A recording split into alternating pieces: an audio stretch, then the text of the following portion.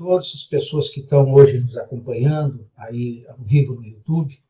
E queria, então, inicialmente agradecer ao professor Marcelo Knobel, físico, amigo de longa data, atualmente reitor da Unicamp e professor titular também, naturalmente, do Instituto de Física da Unicamp. Tem uma trajetória aí muito ampla, e principalmente não só na pesquisa, mas também em divulgação científica, na parte de gestão, enfim. E hoje ele vai nos falar sobre um tema muito interessante, que inclusive, acho que algumas semanas atrás, ele juntamente com outro colega da Unicamp, ele publicou um artigo na Folha, exatamente falando sobre esse tema que nós vamos abordar aí, quer dizer, a questão da trajetória, os deveres e os desafios de um docente numa universidade de excelência. Vocês todos estão acompanhando esses problemas que as universidades, a FAPESP está passando, inclusive com essa PL 529 aí, que eventualmente iria,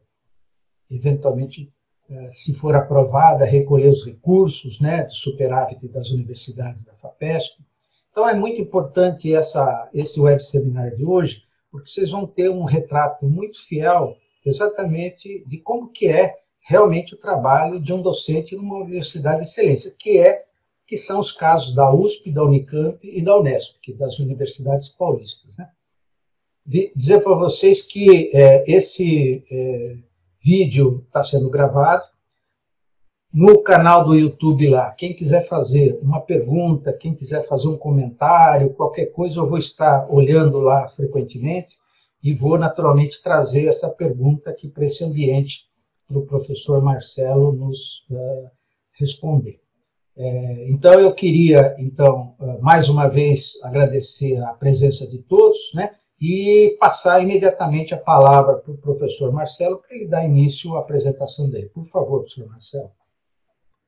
Bom, Hélio, eu queria, em nome aqui, meu nome pessoal, da Unicamp também, hoje que eu represento, agradecer a oportunidade de estar aqui conversando com você, e dar os parabéns também pela sua atividade, sempre muito ampla, em termos não só de divulgação da ciência, mas hoje de articulação, né, da ciência, de diversos atores, no que diz respeito às questões que nos preocupam em ciência, tecnologia, educação, e certamente os assuntos que a gente pode hoje conversar são diversificados.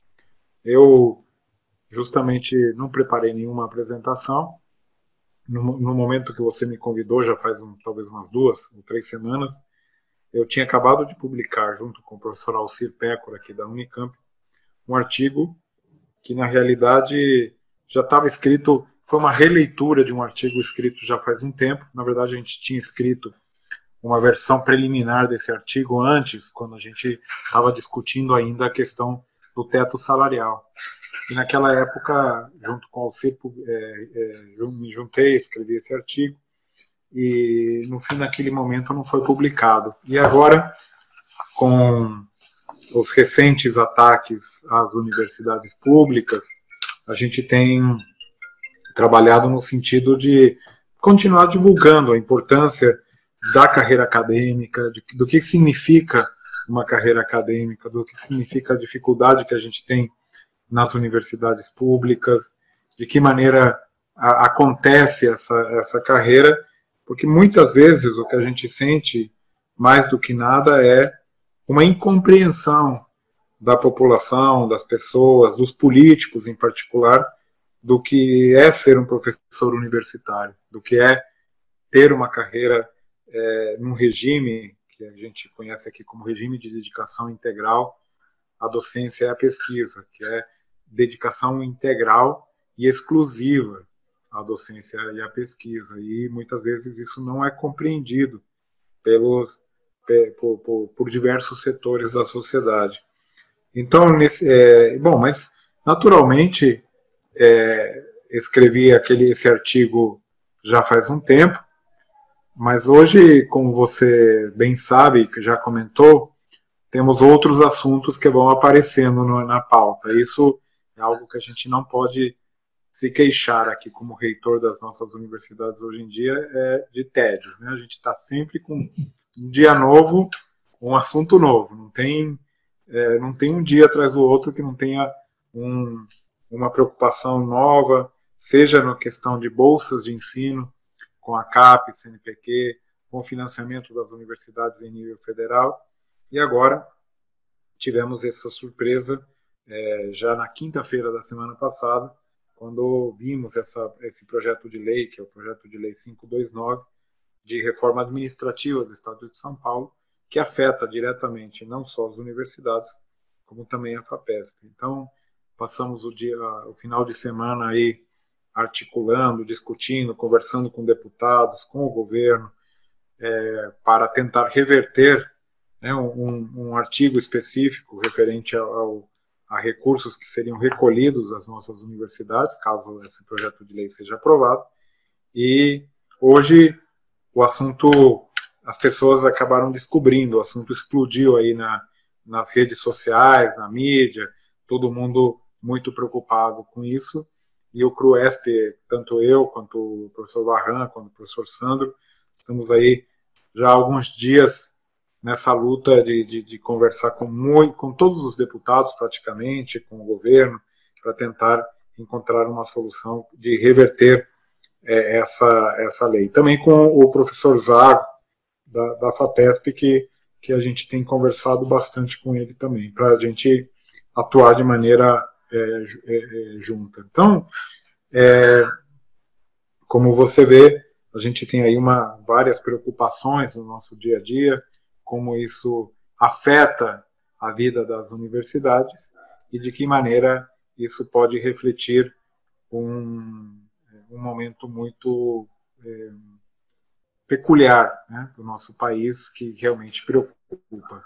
Então, do ponto de vista prático, Hélio, eu não, se você concordar, eu imagino que funcione melhor uma conversa no estilo bate-papo mesmo. Eu vou começar comentando um pouquinho do artigo que a gente escreveu, mas que se as pessoas que estão assistindo, em geral são pessoas, né, do nosso meio universitário, que vão entender, né, a vida, né, de um professor universitário.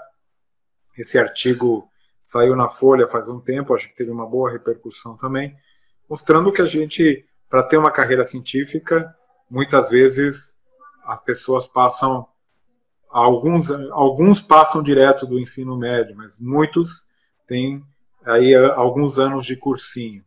Depois de você fazer uma carreira que dura 4, 5, 6 e às vezes mais anos, você vai para um mestrado ou para uma residência ou para alguma especialização. Depois você tem um doutorado. Depois de um doutorado, um pós-doutorado. E então você passa aí 10, 15, 20 anos da sua vida em formação, com salários muito baixos, subsalários, tendo que fazer bicos aí para se sustentar. Geralmente é o momento da vida onde as pessoas começam a se casar, a ter filhos, com muitas dificuldades. A vida vai começando a ter a ter um certo, né, ritmo, e hoje em dia, para ser professor de qualquer uma das nossas boas universidades de pesquisa no nosso país, precisamos ter pós-doutorados, geralmente no exterior, 2, 3, 4 anos no exterior, e uma carreira já bastante avançada no momento de fazer um concurso. E geralmente esses concursos hoje estão com 15, 20, 30 candidatos, muito difícil de passar. Então, geralmente você não passa no primeiro concurso, tem que fazer 1, 2, 5 concursos, e até que você consegue se estabilizar. Hoje em dia, tipicamente, a gente tem professores que estão começando a sua carreira com 35, com 40 anos. E depois a carreira também não é uma carreira das mais tranquilas, pelo contrário, né? Você tem aí que dar aulas, e isso é o que a gente faz, fazer pesquisa, orientar estudantes, fazer gestão, né, universitária também é solicitado e é requerido, participar de muitas reuniões, conversas, discussões, projetos. Então é uma vida bastante complexa, difícil. Os salários na base, na carreira inicial, estão defasados, estão muito baixos, né? Ou seja, é muito difícil hoje para um jovem talento começar a sua vida acadêmica nas nossas universidades, porque está defasado não só com relação à carreira em si, mas também com algum emprego equivalente no setor privado ou mesmo em outras universidades no exterior. E aqui, quando eu falo no exterior, não estou falando de Europa ou Estados Unidos, eu estou comparando aqui com o Uruguai, ou com o Chile, ou com a Colômbia, com outros países da América Latina, onde temos boas possibilidades e boas carreiras também. Então, a gente tem aí uma dificuldade intrínseca nas nossas universidades de excelência, nas nossas universidades de pesquisa, de manter a atratividade para os jovens professores, para manter a excelência, manter essa viva, né, essa excelência que tanto nos caracteriza, e ao mesmo tempo possibilitar que esses jovens docentes tenham uma carreira digna, né, tenham uma vida digna de uma maneira geral. Dói também, né, às vezes a gente assistir e ver em certos momentos, muitas pessoas falando que a gente teria super salários, não só qualquer pessoa, às vezes até ministros falando isso, né, que os professores têm super salários, que a gente é um funcionário público que não faz nada, ou seja, a gente tentou mostrar nesse artigo que realmente a realidade é muito diferente. E a gente, nesse momento agora da pandemia, justamente temos mostrado para o país, para a sociedade de uma maneira geral, a importância da pesquisa, a importância da universidade pública de pesquisa, a importância de termos esses talentos no nosso país de uma maneira muito clara, né? Na pandemia, isso ficou paradoxalmente ainda mais evidente. Então, creio que é um assunto importante para a gente destacar. Eu acho que a gente tem que fazer um esforço importante de comunicação para mostrar o que isso significa, o que significa para o país, o que significa para a nossa sociedade, termos recursos para manter as boas universidades de pesquisa e, naturalmente, as carreiras de pesquisadores, de professores e tudo mais. E a gente vê que muitas vezes a gente está remando contra a maré, porque o próprio governo federal, agora vemos o caso do governo estadual, parece entender o contrário, parece entender que a gente cada vez poderia viver com menos recursos, quando é ao contrário, justamente ao contrário. A gente precisa de mais recursos para infraestrutura, para melhorar a qualidade da pesquisa que é realizada, para melhorar a carreira dos pesquisadores e atrair melhores pesquisadores, ou seja, nós precisamos realmente incentivar a cultura de ciência do nosso país, que infelizmente vai bastante complicado. Então, um pouco esse resumo que a gente escreveu nesse artigo, mostrando as dificuldades da carreira. Para finalizar só essa introdução, acho que é importante dizer, bom, então, quem que vai escolher uma carreira dessa? Parece uma carreira de abnegados, né? Somos todos, né, professores que escolhemos uma carreira que vamos ser votos de pobreza. Não é isso. Na verdade, o que se busca é uma vida digna, e o que tem de grande vantagem na carreira acadêmica é justamente a possibilidade da liberdade acadêmica, da liberdade de cátedra, de você poder estudar, em princípio, aquilo que te interessa, que te dá prazer, que te dá satisfação. Isso é fundamental para a manutenção da própria vida acadêmica, a manutenção da própria universidade. E essa liberdade de criar, de fazer, de pensar, é muitas vezes muito mais importante do que outras questões quando a gente vai decidir o futuro, né, o que vai fazer no futuro, o que vai fazer para o resto da vida. Mas, naturalmente, tem limite, né? A gente precisa sempre pensar que a carreira precisa ser valorizada e as universidades precisam ter recursos para realizar essa valorização. É esse um pouco o resumo que eu queria comentar com você, mas eu estou à disposição para conversar com você sobre isso e sobre qualquer outro assunto que eventualmente houver com você ou os ouvintes aqui. Eu queria, então, aproveitando, então, eu acho que essa estratégia dessa apresentação, eu acho que vai ficar realmente muito interessante. Então, eu começaria a dizer o seguinte: bom, o prato do dia hoje é exatamente essa emenda PL 529, que ela, então, vai, segundo o que está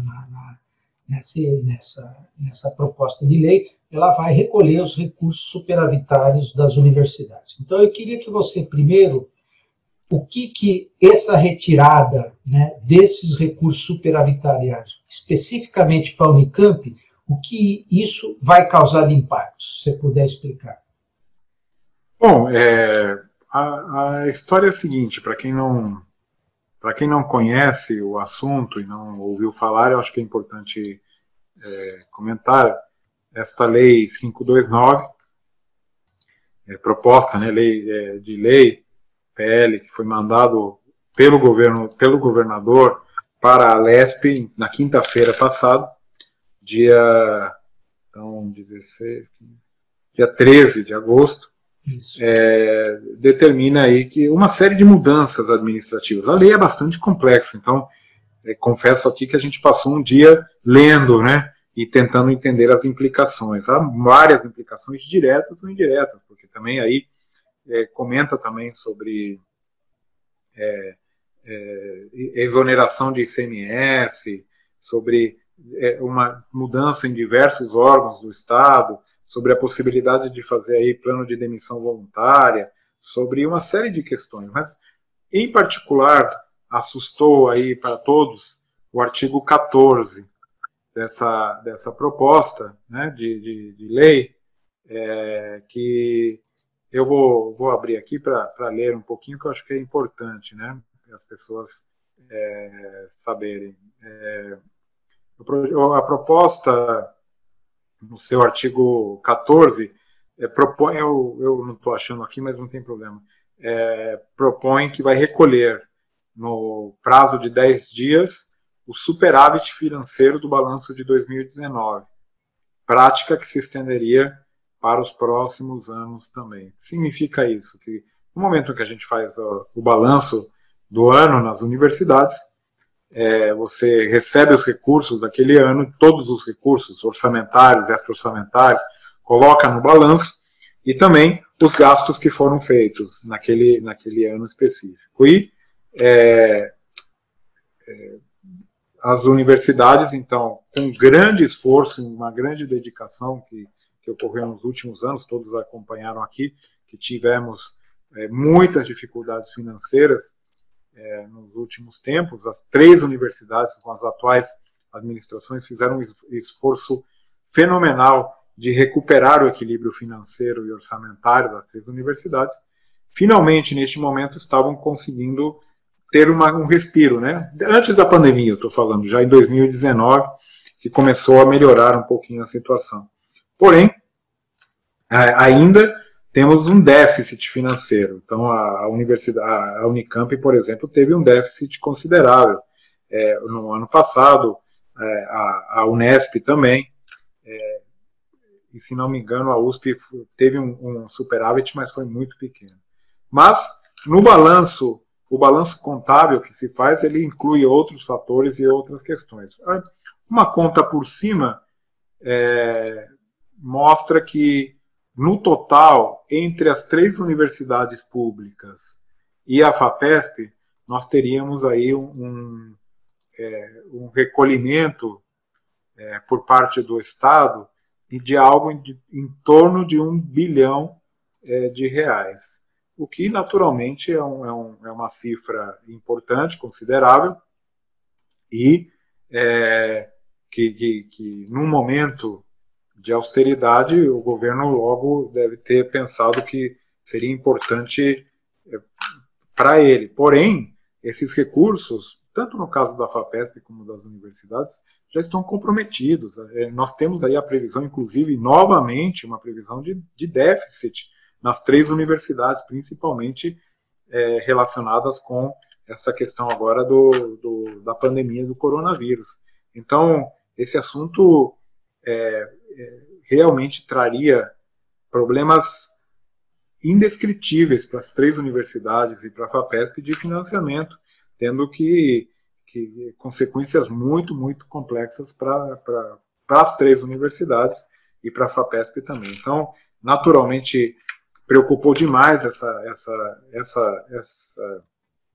esse artigo particularmente, e logo desde que percebemos essa questão, começamos a falar com o próprio governo, né, com a nossa secretária de desenvolvimento, depois ligamos para todos os deputados com quem temos contatos para explicar a questão, solicitar a colocação de emendas, né, a proposição de emendas parlamentares para modificar esse projeto de lei, e temos até amanhã, estamos ainda conversando, passei o dia inteiro, o fim de semana inteiro e o dia inteiro hoje, tanto eu quanto os meus colegas do CRUESP, conversando com os deputados para mostrar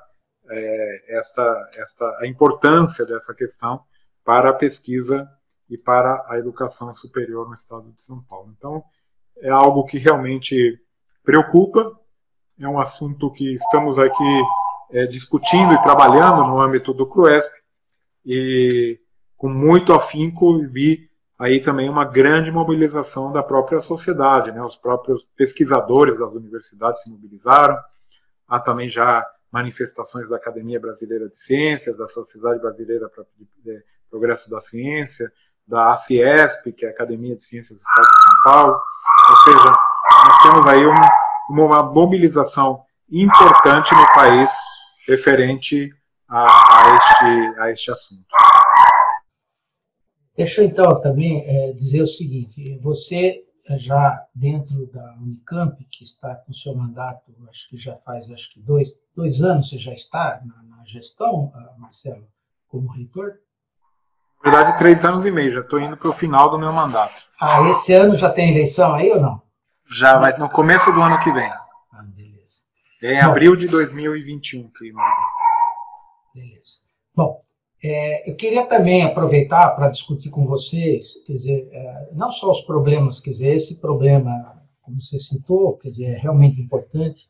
Eu estou achando que esse assunto vai ser revertido, até porque não só a questão, também uma questão jurídica, existe vários pareceres aí também da inconstitucionalidade desse projeto, mas, como você falou, isso não pode parar por aqui, né? Tem que a gente continuar, né, até ver se essa coisa realmente seja sepultada de vez, né?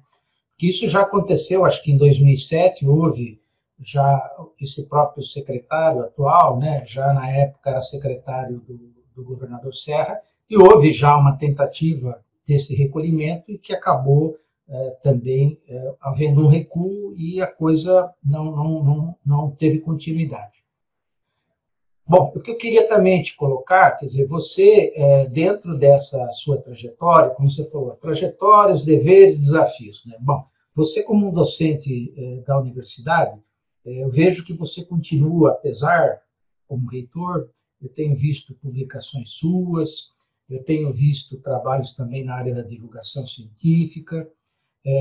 Como que você, como já passou praticamente 3 anos e meio, como é que você conseguiu conciliar essas várias coisas, né? A função de reitor, né? A questão da pesquisa, do ensino e da divulgação científica. Como é que você conseguiu se virar nessa área aí toda?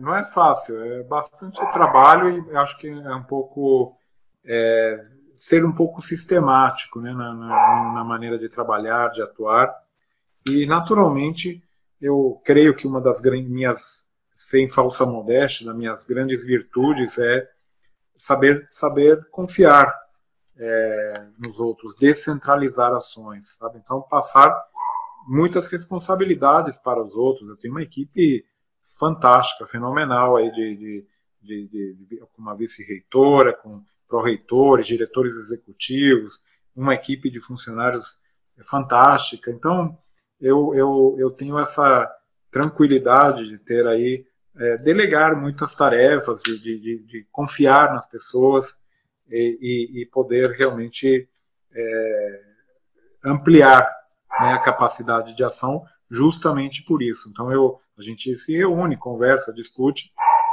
e toma uma ação e pronto. O bastão, muitas vezes o abacaxi, muitas vezes um projeto interessante passado, e eu vou sempre cobrando, pedindo informações, solicitando como está o andamento, mas eu delego muito dessas funções para as pessoas. Então, eu acho que é uma característica interessante de evitar ser excessivamente centralizador para poder justamente seguir atuando. Eu continuo, acho que a gente, antes de mais nada, é professor, continuo atuando em pesquisa, trabalho, além disso que você mencionou, sou editor de uma revista científica, continuo atuando, claro que reduzir o número de trabalhos científicos, na minha área específica, que é física, fica muito difícil, mas eu me mantenho informado, sendo editor, atuo aí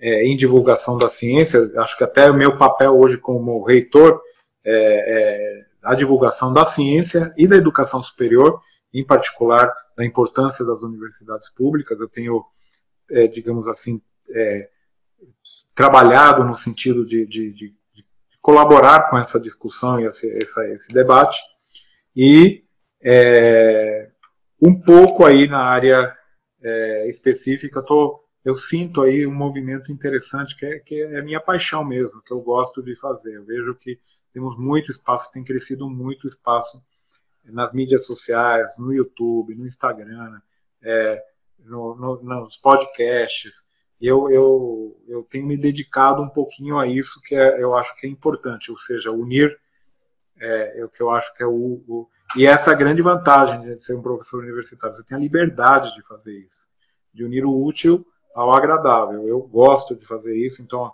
criei recentemente um programa de conversas e entrevistas, que é o Espaço Recíproco, que inicialmente foi do YouTube, agora eu faço ele também como podcast, e tem funcionado, tem dado certo. Eu acho que a gente, eu vejo jovens aí participando, com novas ideias, com novas propostas, com blogs, com youtubers que viraram até celebridades, né, como o Átila, né, que agora é até uma celebridade aí na questão da pandemia, e tantos outros que têm aparecido. Então, eu acho que é um papel nosso, como educadores, trabalhar nessas várias frentes. Eu, como reitor, claro que tenho uma posição privilegiada até nisso, porque tenho a possibilidade de ter uma rede de contatos, né, mais ampla, mais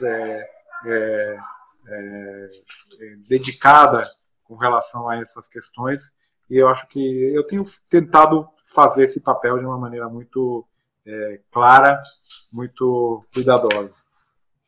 Então, me fala o seguinte também, você com esses 3 anos e meio, né, já como reitor, bom, antes você já tinha sido pró-reitor também, eu acho que em particular, acho que você foi de graduação, se eu não estou enganado aí na Unicamp, né? E uma coisa que a gente vê ainda nas universidades, né, em particular aqui onde eu atuei sempre, que foi na USP, né, a dificuldade de fazer uma valorização maior das atividades de ensino dos seus docentes, né? A gente sabe que ainda hoje, né, eu também estive durante um período como membro do Comitê Assessor de Física, onde a gente julga as bolsas de produtividade e tal, e isso já faz algum tempo, mas sempre o critério olha, você publicou um trabalho aí por ano numa revista aí com um impacto acima de 1, na época era isso, desde que aconteça isso, você teria, em princípio, a renovação mais ou menos tranquila da bolsa de produtividade. E essa questão do ensino, né, a gente vê que até hoje a gente não conseguiu, né, fazer com que essas atividades, não só de ensino, mas também a área de cultura e extensão, como divulgação científica, por exemplo, você é uma pessoa especial, você tem esse projeto que você acabou criando aí na Unicamp, claro, com um grupo de outros colegas também, né, para fazer a divulgação, seria uma coisa parecida como era a Estação Ciência e tudo mais, que hoje está fechado. Você conseguiu, durante esse teu período aí, achar caminhos para que essas atividades elas possam ter uma valorização maior dentro da trajetória do docente numa universidade? Olha, é sempre uma dificuldade, né, Gil? Você sabe que geralmente até o nosso sistema como ele é montado, o sistema de rankings das próprias universidades, a valorização excessiva somente da pesquisa leva a que a gente tenha uma dificuldade muito grande de criar mecanismos de valorização de outras atividades que são fundamentais, são parte, né, do nosso, do nosso, digamos assim, tripé fundamental, que é ensino, pesquisa e extensão. Mas eu acho que essa situação tem mudado, tem sido alterada de maneira significativa. Eu acho que dentro da Unicamp há iniciativas nesse sentido, de valorização das atividades de graduação, há iniciativas no sentido de valorizar muito as atividades de extensão. Então, nós aqui, por exemplo, temos o prêmio de valorização ao professor de graduação, agora também criamos o prêmio de extensão, nós temos diversos editais que vão no sentido de valorizar e favorecer pessoas que tenham propostas e projetos para desenvolver nessa área. Então, acho que a gente tem aí, criamos agora a revista de extensão, temos diversas atividades que vão surgindo e aparecendo. E eu acho que justamente essa nova dinâmica que foi surgindo, né, com as redes sociais, com a presença da internet, também tem servido para modificar um pouco esse quadro e esse caminho. Eu confio que a gente está avançando, que vai progredindo e que vai modificando. Naturalmente, ainda temos um caminho para seguir. A pesquisa é hipervalorizada, mas, sem dúvida alguma, a gente tem avançado e evoluído bastante. Há muitas iniciativas interessantes nas nossas 3 universidades públicas. Eu conheço mais o caso da Unicamp e que certamente tem acontecido de serem levadas em consideração. Né? No caso, por exemplo, também das 3 universidades, em particular da Unicamp, temos realmente um outro aspecto, né, da vida acadêmica, que é o trabalho em inovação, né, com patentes, invenções, que tem funcionado muito bem e que também tem sido bastante valorizado. Então, temos várias atividades que a gente precisa valorizar. Nas áreas de saúde, você vê o fundamental que é hoje a assistência, né? Hoje nós estamos vivendo uma pandemia onde as pessoas que estão atuando diretamente aí na linha de frente, na assistência às pessoas doentes, têm se mostrado extremamente relevantes e importantes para a universidade. Então, é um caminho que não é simples, é lento, mas eu acho que está gradativamente ocorrendo. Você falou aí de um aspecto interessante, que é a questão de inovação. Quer dizer, eu acho que entre as 3 universidades, sem dúvida, a Unicamp tem se destacado muito, né, com relação a esse item. Essas parcerias, essas iniciativas, né, uma das coisas que eu me lembro de ter sobre essa PL 529 é que, claro, a universidade ela tem um repasse de acordo com aquelas porcentagens do ICMS, né, que isso está, inclusive, num decreto, né? No caso, além desses recursos, vocês têm, com certeza, fruto dessas iniciativas de inovação, trazendo recursos para dentro da universidade que podem ser usados em apoio a outras iniciativas de vocês. Quanto que isso representa hoje para a Unicamp essas vamos supor, esses recursos que são angariados para dentro da universidade, fruto desse trabalho de inovação, que seria a parceria aí, universidade-empresa, startup e coisas do tipo? Isso é muito difícil de avaliar. Primeiro porque, diretamente, ainda é um recurso pequeno, mas é algo que cresce todos os anos, né? A gente tem aí, se você for pensar em patentes licenciadas que estão funcionando e trazem recursos para a universidade, a gente gira em torno de algo como 1,5 milhão, 2 milhões de reais. É muito pouco. Não é pouco para uma pessoa, mas é muito pouco para uma universidade que tem algo como 2,5 bilhões de orçamento, 2,5 bi. Mas é algo que todo ano vai crescer, espera-se. E bastaria ter uma patente de extremo sucesso para essa situação se modificar do dia para a noite.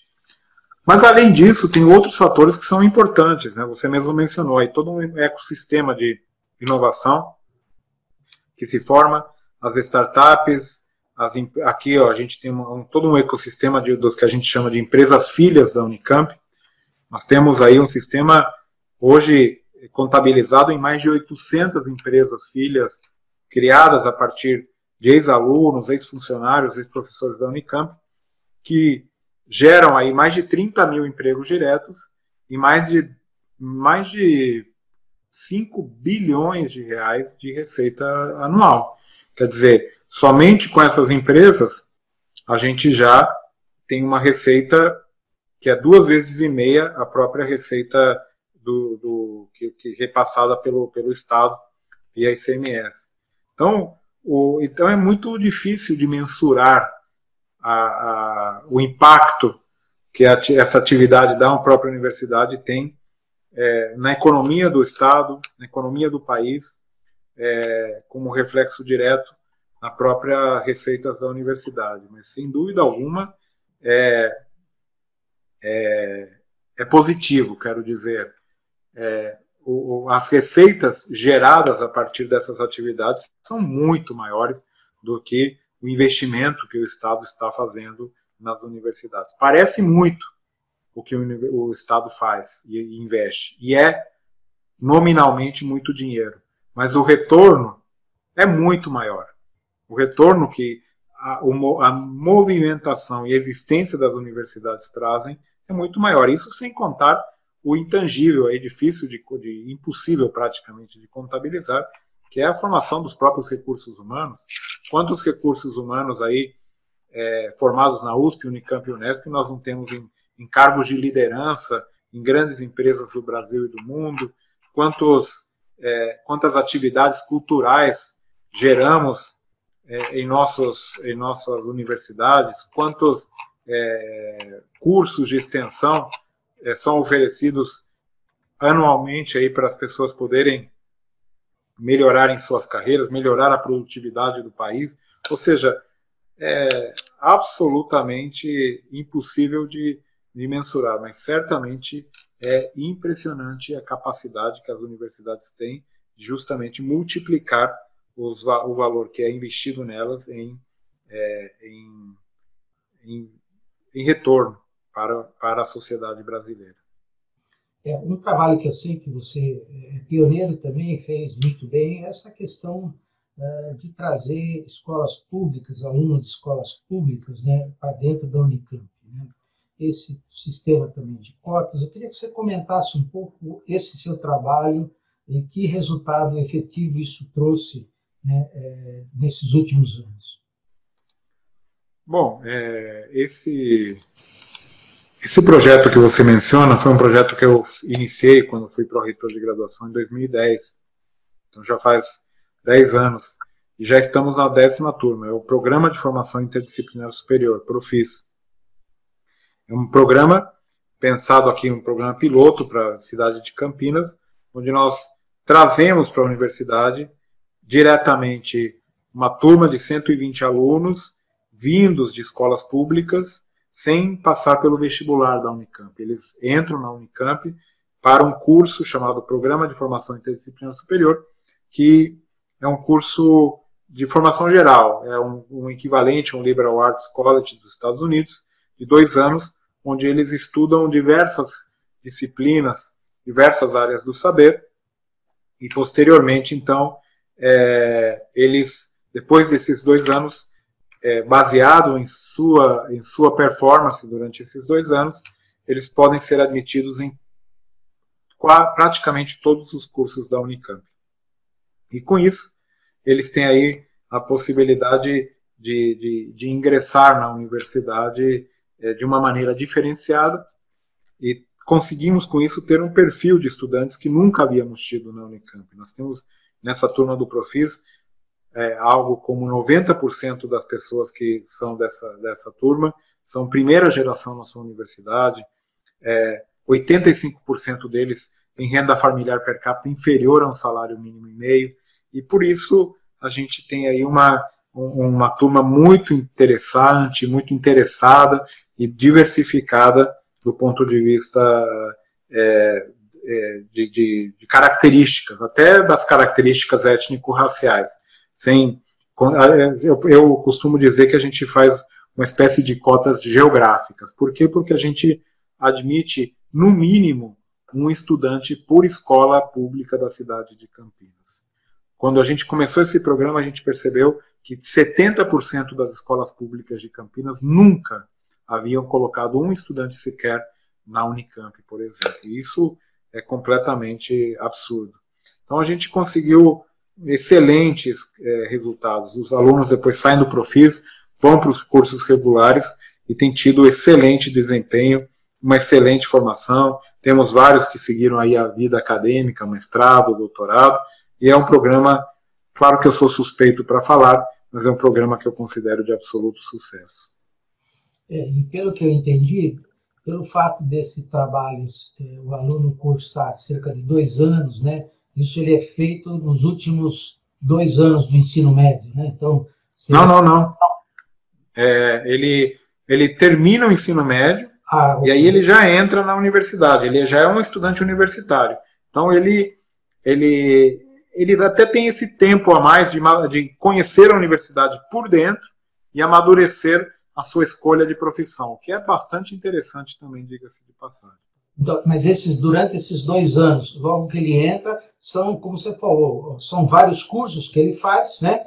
E após esses 2 anos, ele entra direto numa determinado curso, física ou química, ou ele já se adianta, ou ainda não? Aí ele começa do início de um determinado curso, é isso, né? É isso. Mas em compensação, veja, essa é sempre uma discussão que a gente tem tido com as pessoas.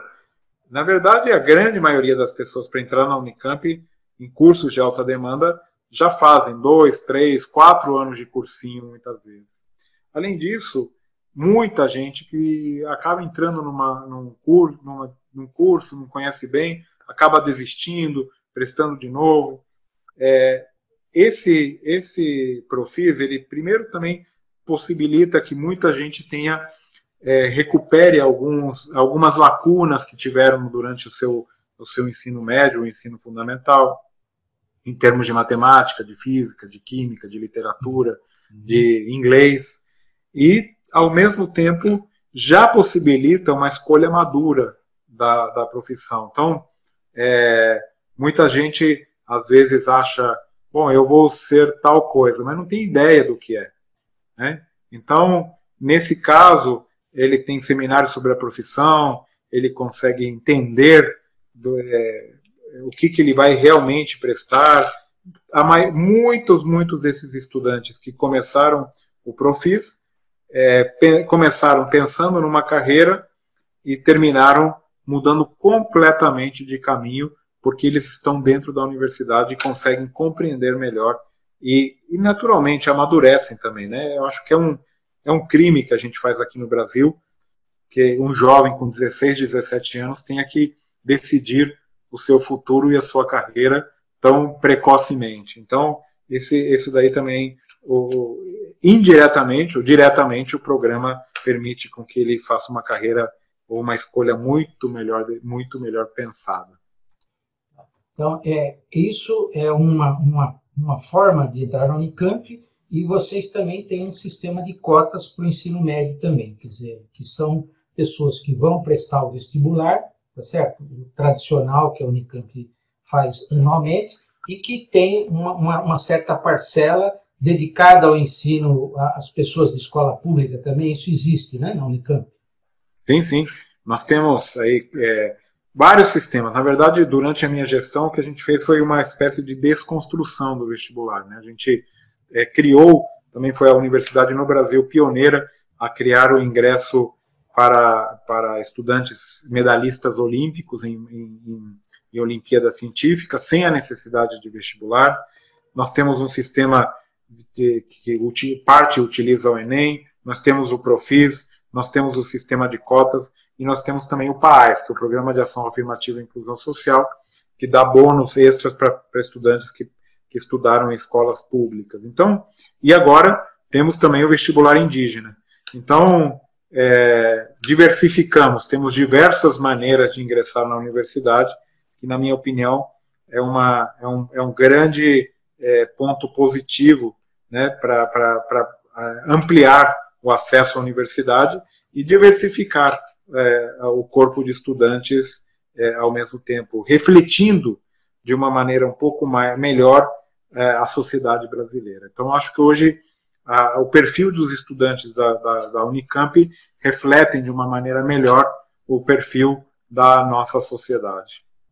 E todos esses programas conjuntos que você acabou de citar, em função de uma porcentagem em relação às vagas que a Unicamp anualmente, quanto isso representa hoje? 40%, 50%, 30%? É difícil eu te dizer, mas eu acho que não, praticamente, veja, temos 20%, geralmente, esse ano nós não usaremos o Enem, mas geralmente é 20% com o Enem, nós temos 37,5%, a nossa meta é 37,2% de pretos e pardos, o que dá o que é a meta, né, da percentual de pretos e pardos do estado de São Paulo, 50% de estudantes de escola pública. Então a gente faz realmente uma mistura aí de diversas formas de ingresso. É difícil te dizer o total, mas eu acho que o vestibular da Unicamp ele hoje é o mais diversificado em formas de ingresso. Uma pessoa, veja, há casos em que um único estudante pode optar por 5 formas de ingresso diferentes. Se ele for ou 4 ou 3, então uma não exclui a outra, o que também permite muito mais oportunidades para os estudantes ingressarem. É bastante interessante a maneira que foi sendo montado o nosso sistema de ingresso. Acho que ele está bastante avançado e evoluiu muito do que costumava ser anteriormente. Tem o nosso colega Oscar Porto, que você conhece bem, que está lá também nos acompanhando, ele fala um pouco da questão da comunicação, né, das universidades. A questão de as 3 universidades, a gente sabe que, percentualmente, em relação à produção científica brasileira, ela tem um papel fundamental, e o que ele está comentando é como que a gente ainda, eu acho que agora na pandemia até a gente acabou tendo um destaque maior, né, nas mídias e tal. Mas, de um modo geral, a questão de levar esses conhecimentos que a gente produz para a sociedade, ela tem sido ainda, vamos dizer, que precisa ser muito aperfeiçoada. Como é que você vê que isso poderia ser melhorado? Quer dizer, a gente ter, na verdade, uma presença maior na sociedade. Eu não sei se os pesquisadores, eu me lembro que acho que o próprio CNPq, num certo momento, ele colocou lá entre os itens que você pode colocar no currículo Lattes essa questão, se você tem um blog, se você tem feito, quer dizer, um espaço, né, para que eventualmente haja esse incentivo. A Unicamp, o que ela tem feito para que esses conhecimentos realmente produzidos eles vão para a sociedade? Bom, o Oscar tem toda a razão aí de comentar esse assunto. Acho que a gente é uma das teclas que eu tenho batido também muito fortemente, que sem a gente tem feito um trabalho muito difícil, muito complexo e realmente acho que temos feito um ótimo trabalho, mas temos muito para melhorar. Acho que a gente não... os ataques que a gente tem recebido como universidade pública, acho que tem que ser um sinal de alerta para mostrar que a nossa comunicação está falhando de alguma maneira, que a gente precisa aprimorar a comunicação. Nós não estamos conseguindo sair da nossa bolha e atingir o grande público. Então, acho que isso tenho comentado também, com a pandemia, essa questão, paradoxalmente, foi modificada, né? Você teve aí uma presença maior das universidades na mídia, você teve mais pesquisadores sendo chamados para programas de entrevista, mais webinários, etc., o que, curiosamente, acabou tendo um reflexo positivo para as universidades. Mas eu acho que a gente tem que ocupar mais espaços, saber entender a linguagem que os jovens gostam e querem ouvir hoje, de que maneira que a gente deve atuar, como fazer. Então, acho que esse é um assunto que a gente deve estudar com um pouco mais de cuidado e tentar também seguir, né, as tendências desse processo, né? Então, acho que a gente tem avançado, né? Tem avançado bastante, mas ainda há um longo caminho para avançar. Eu acho que as universidades precisam sair aí da sua torre de marfim e vir aqui no mundo real, entender o que está acontecendo e experimentar, não ter medo de ousar, de experimentar, de ter novas ideias, porque é aí que vão surgir, também nessa área de comunicação, as novidades e as inovações. Me diz o seguinte também, você comentou, você é editor também de uma revista, uma coisa que sempre se discute, que a gente sempre vê comentários, é o seguinte, a gente tem, o Brasil em particular, ainda tem realmente um número de artigos publicados, né? Aí acho que deveríamos estar no 13º relativo ao mundo. E o que se discute muito também é que a gente tem muita publicação, mas essa questão da qualidade sempre às vezes se questiona, se comparativamente com relação a outros países, o que está se produzindo no Brasil tem um volume grande. Como é que você vê isso aí? Essa questão da qualidade das publicações brasileiras, como é que você vê isso?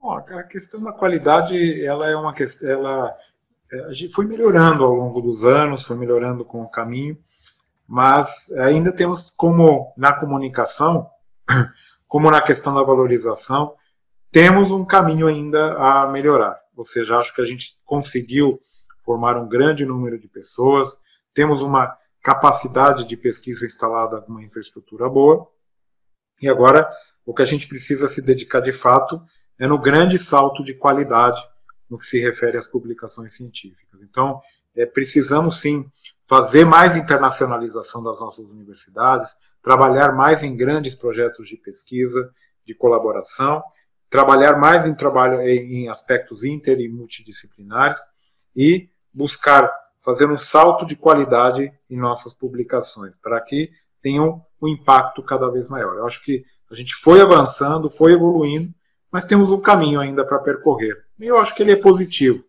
Naturalmente, como eu já disse antes, parece que a gente está remando contra a maré, porque os governos estão tentando dificultar a nossa vida com relação a essa questão.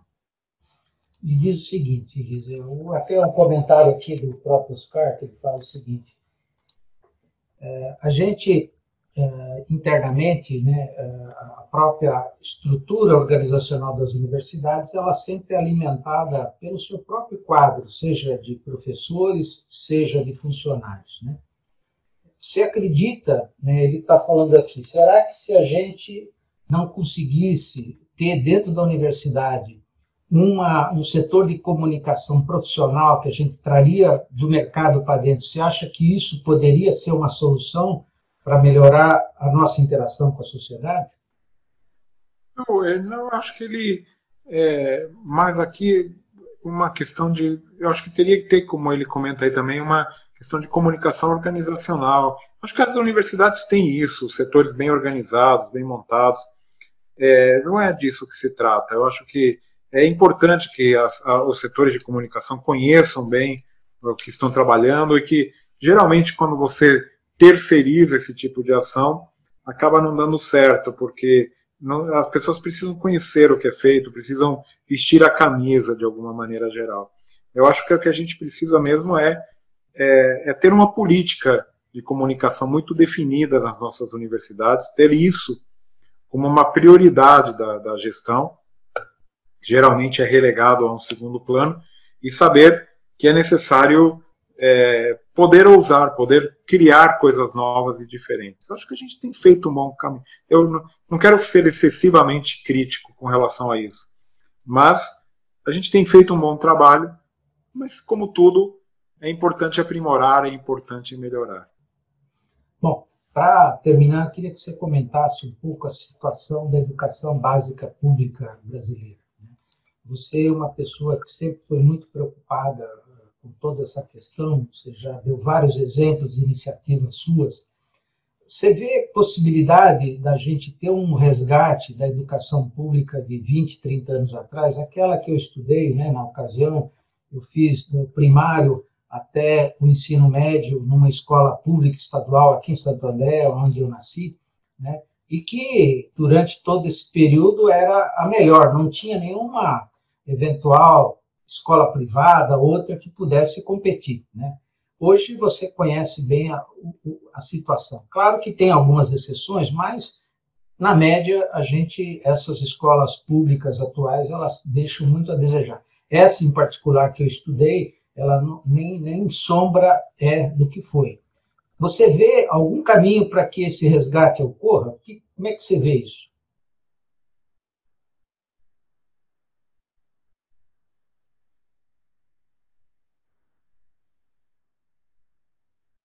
Oi?